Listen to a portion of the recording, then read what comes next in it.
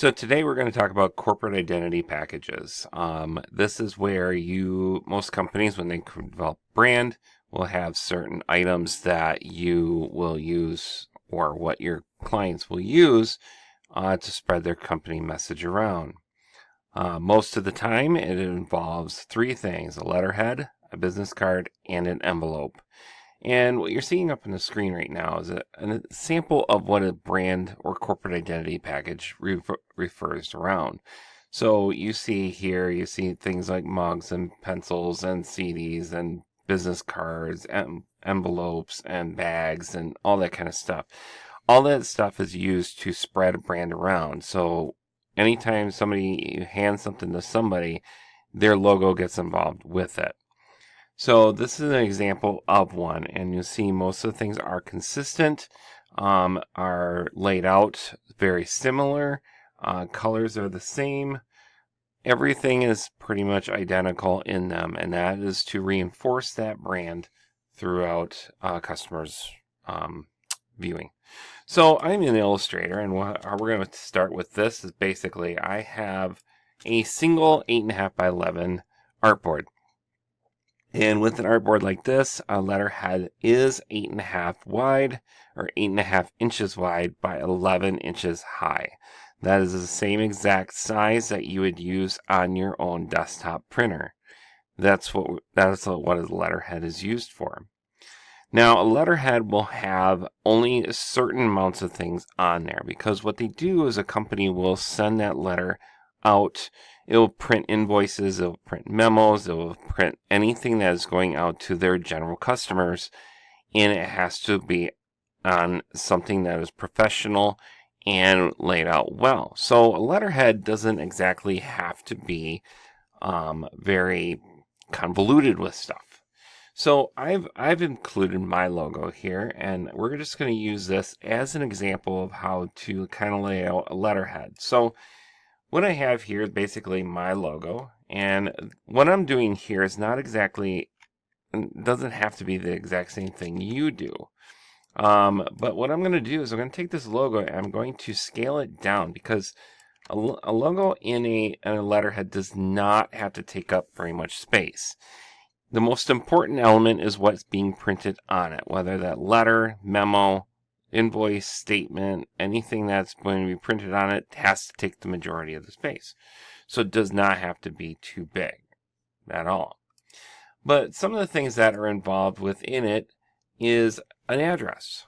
So some kind of address that is put into it. Let's say here, Gratiot Road, Saginaw, Michigan, 48638, let's say. All right.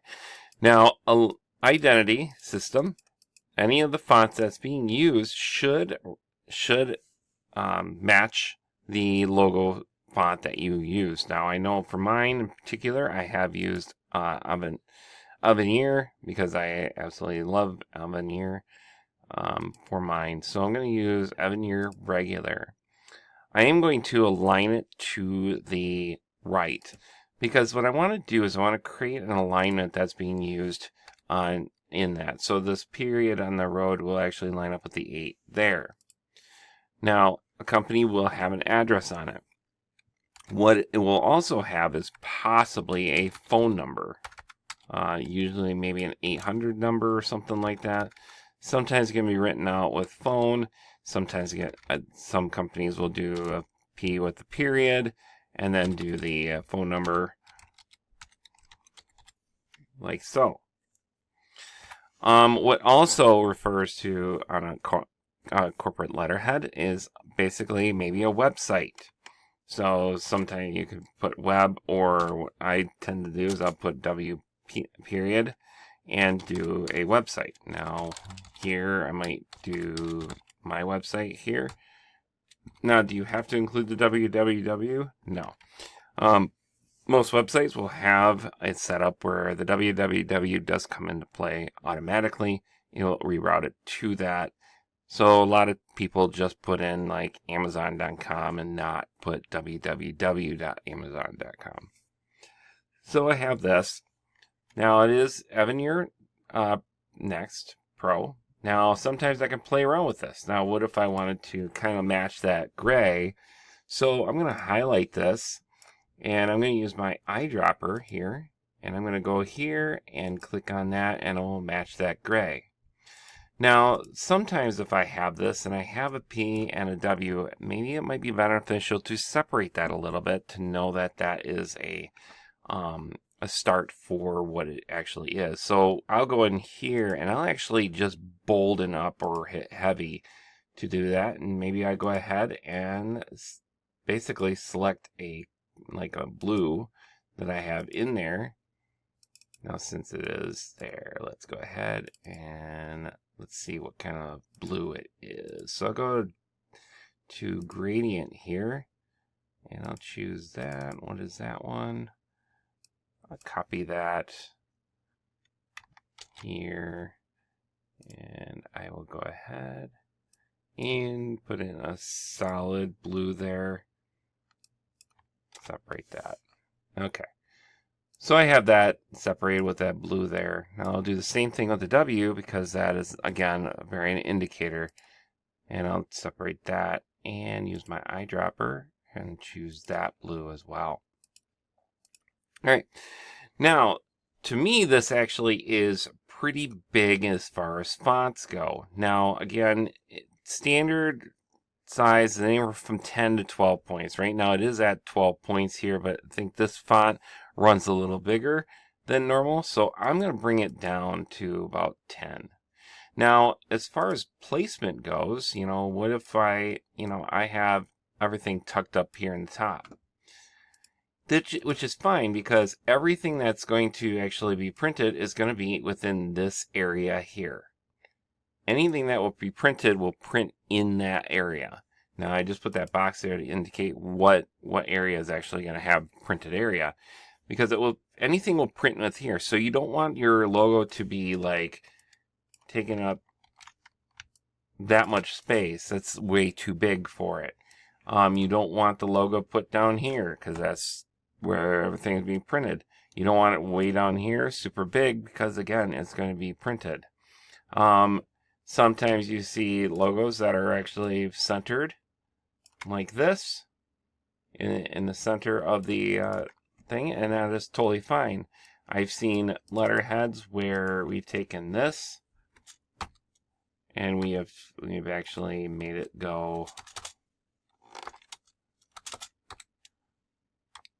maybe in this area. And pretty much like spread out across that, which I've seen that happen too. Sometimes I've seen this down here because it didn't want it at the top because it would look nicer this way. It really is up to you on what you do.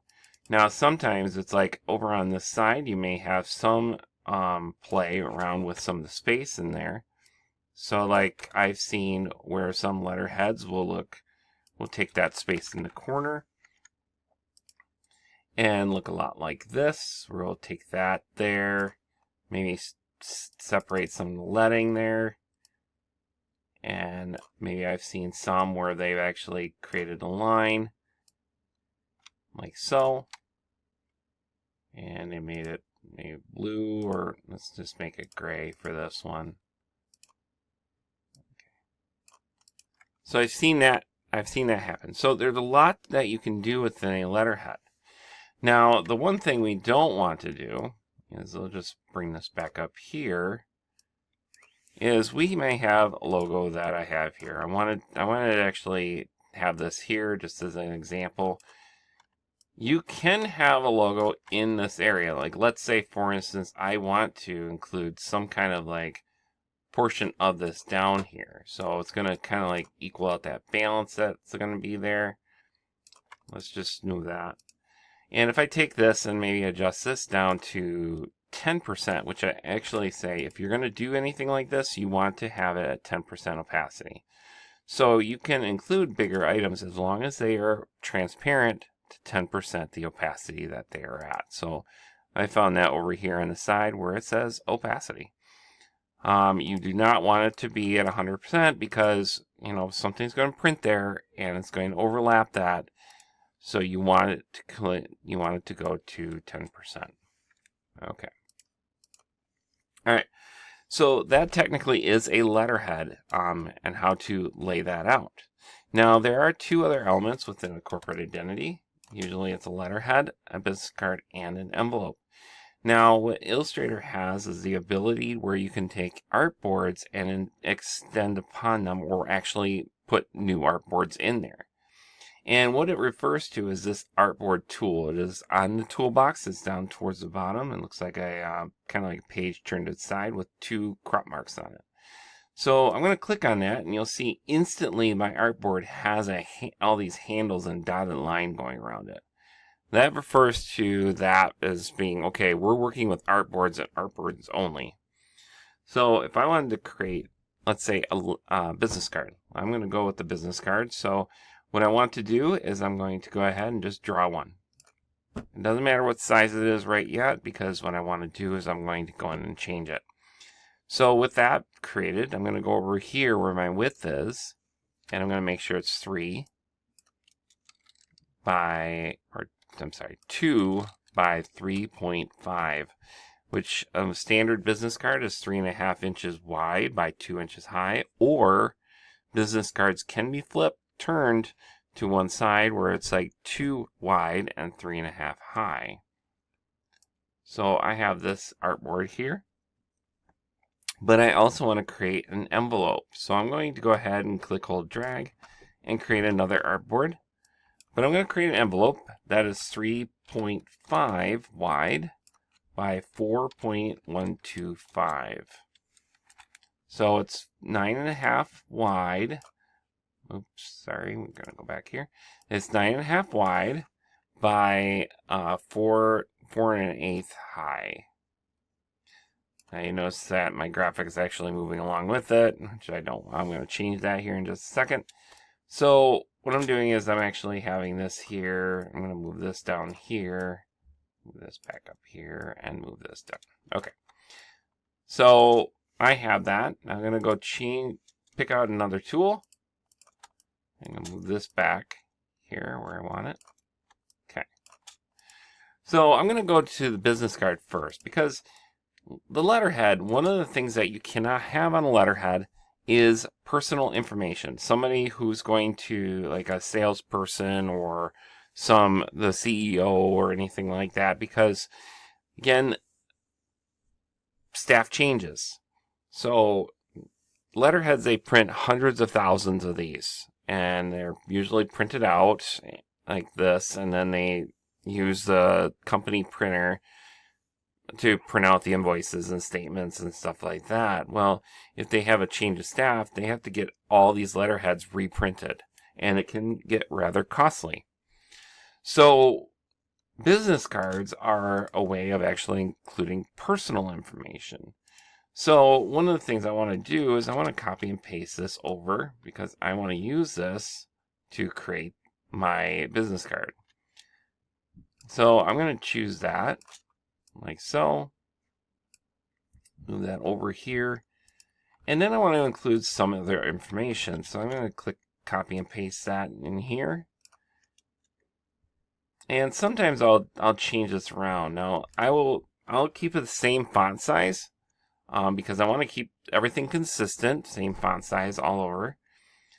Now I'm going to copy and paste this, because what I want to include is a few other things. Like here, I want to actually take this and I'm going to move this up. And I might go ahead and use this and say, okay, web is a C for cell phone, 99, 1, 2, 3, 4, 5, 6, 8. Okay, let's just say that.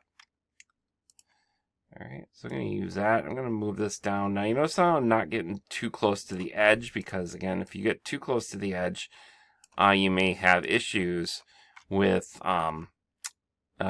things cutting off. So I'm going to take this one, and I'm going to change some more information on here, because what if there's most times when you have like a business card, somebody will have an email. So I'll just say E. And I'll do Jeff at cstudiosmi.com. All right. So I'll move that over here. All right. And then, but then also, business cards have personal information on them. So we want to include something else. So one of the things you want to maybe include is the person's name and their title. So it's like here, I'll just go ahead and say Jeff Carpenter and owner, graphic artist. Okay. I'll take that, and I'm going to italicize it because, you know, that's just an indicator to show a little bit more, a little different. And I'm going to increase the size of this because we want to make an indicator about who that is. So, and again, I'm not getting too close to the edge. I just want that to kind of like line up. I'm going to look at this and say, okay, I want it to line up here. And I notice there's a space here that I want to get rid of. Okay. So again, it's all lined up things. Now sometimes we might have where I'm going back to my artboard and I'm going to create another one. I'm going to go back here with my selection tool. Sometimes when you don't have a whole lot of space, sometimes you do the front and the back of a business card. And here, I'll just go ahead and I'll take this one, copy and paste that, make that smaller, make that even smaller there. Oops, not stretch that. We don't like to do that. And then bring this up to 100%. So it can have an indicator and a little bit help as far as space goes for it. So maybe this one we can have it at blue. Now I chose the eyedropper because it made that there, but maybe that's kind of like nice. It's kind of a nice little business card. It has that information here and has my logo on the other side. All right. So those are the two easiest ones. However, the envelope is a little more difficult. Okay. Now, if you're not sure as far as what goes on an envelope, you have to know that, okay, how do I address an envelope? This is where somebody goes. The stamp is always right here. The return address is always right in this area. Okay, that is the basics for it. However, there are some other areas you don't want to put any artwork. One is right here, because what that happens is this is a barcode. That barcode actually might get sprayed on or printed on there by the people that are sending these out. If there's an artwork in there that actually is too dark for that area, that can interfere with some of the sending of it. This is to where it's going. So this is where the envelope is being sent to. If it cannot make it to there, it will send it back to the return address. And of course, the stamp always has to be included in there to put it in the mail. Now, one of the things that actually happens is most of the time these things, unless they are bulk mailed, they're going to be handwritten.